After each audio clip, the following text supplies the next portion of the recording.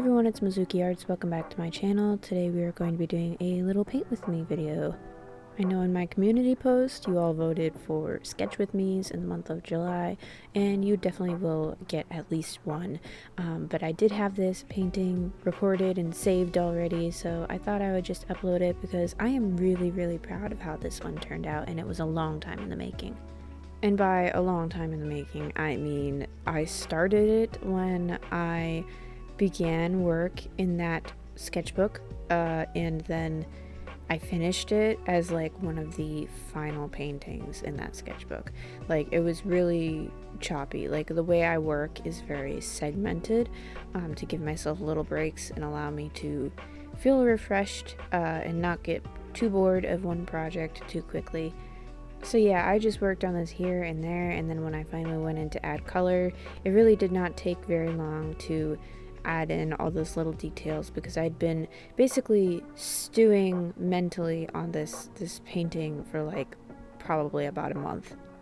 And on that note, I think I would like to discuss my creative workflow like a little bit more in depth during this video. I did something like this, I think last year.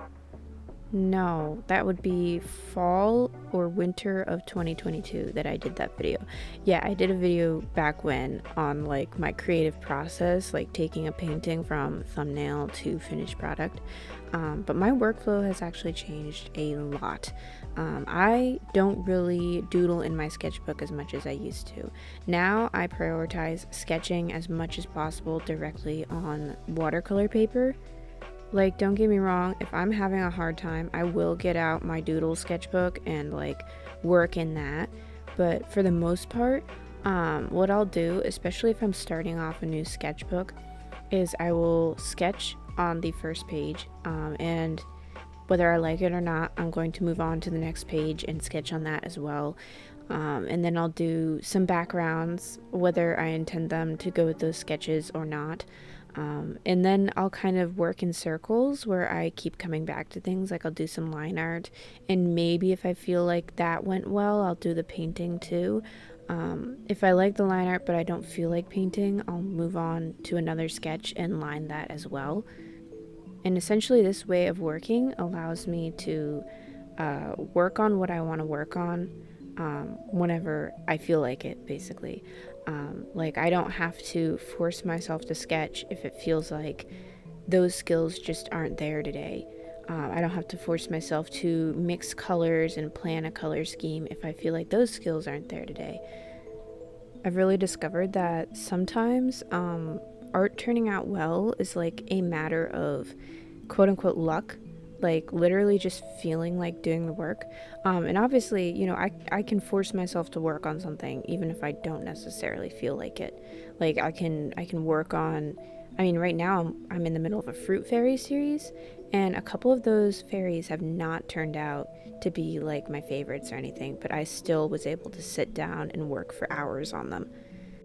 However, I do still try to carry that workflow with me into my longer projects. We are interrupting this regularly scheduled program to tell you to go check out my Etsy shop. Since fairies have overtaken my sketchbook and my life, my shop has become the ultimate fairy lover's dream.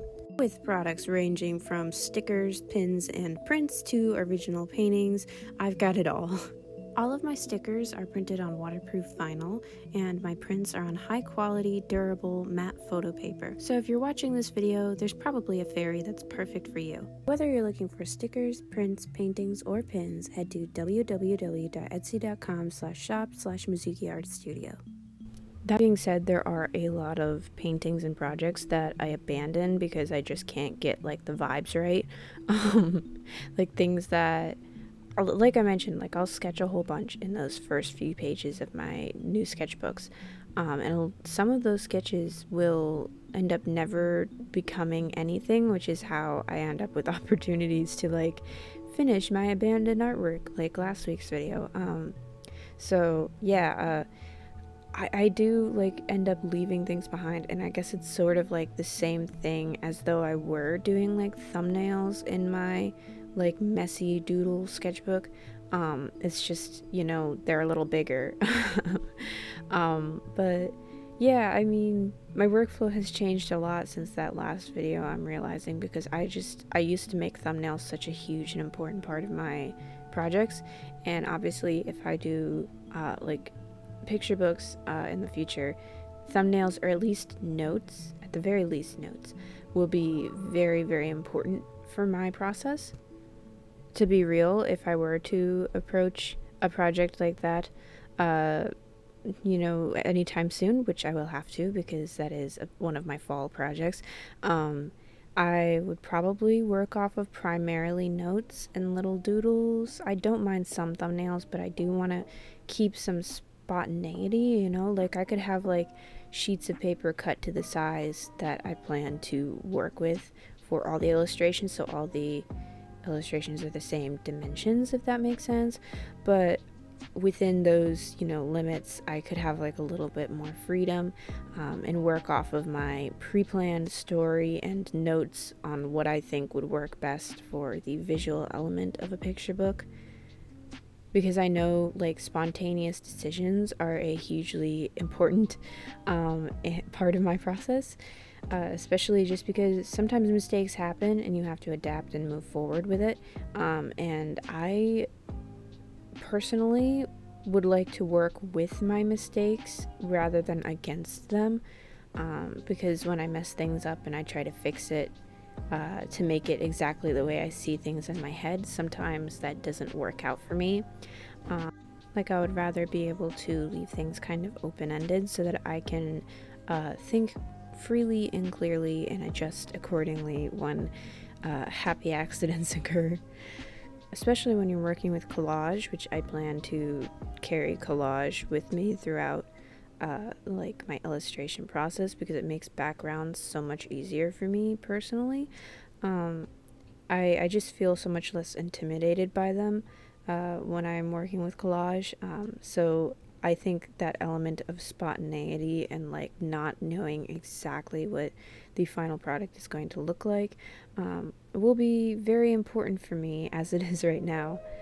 Since taking up collage, for example, I've been much more willing to add in extra characters to draw animals and bugs and different types of greenery. I've really enjoyed like the looseness and freedom of like sort of adding the impression of like bushes, using different mediums in the background. I've used like acrylic paint markers, gouache obviously, watercolor ink, lots of glitter, of course, ballpoint pens. I've used it all at this point and I'm loving every second of it. It's really transformed how I approach paintings. So obviously I want to take that with me when I illustrate like books, and obviously when I work on prints. For this like background, for example, for this painting, I was going to have like ivy in the background. You'll see it in a minute or two here, but on screen here I'm painting some ivy leaves because I want them to be overlapping and kind of interacting with the character. I think that would make it much more interesting and add a lot of depth. So I cut out my little fairy and I surrounded her with the ivy leaves.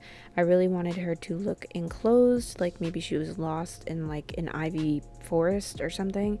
I just thought it was really interesting. Maybe she's guiding her little friend to safety because they both want to go out into the like a meadow or something and not be stuck in this ivy forest forever. But then I added in some like fake shadows and stuff, which always helps to add more depth. So I just took some like I think purple or green paint and just kind of like smushed it into all the crevices and stuff. It made it a lot of fun for me, and that's definitely a technique I'm going to use moving forward. I also, like I mentioned, I love the spontaneous element of collage. It does allow for a lot of flexibility, and I decided I needed more leaves. So for this painting, I did decide to add a couple more leaves in, especially at the bottom of the painting, to cover up that awkward transition between character and background. But anyways, I hope you guys enjoyed this painting process, and I hope you enjoyed listening to me ramble about your creative workflow. Tell me down below, how do you approach a painting or a drawing or whatever medium you work in? Is planning an important part for you, or do you like to be spontaneous? Do you like get into like a rush and work on a painting or piece and finish it in like under a week, or do you like drag things out? Let me know. Well, real quick before I go, I want to say thank you to my Ko-fi supporters. So thank you so much to Ashley, Savvy, and Tiffany. Your guys' support means the world to me, and it allows me to keep making videos just like this one. Thank you so much. If you would like to join my Ko-fi page, there will be a link in the description box down below where you can get all these benefits and so much more. Thank you so much for watching, and I'll catch you guys next time. Bye!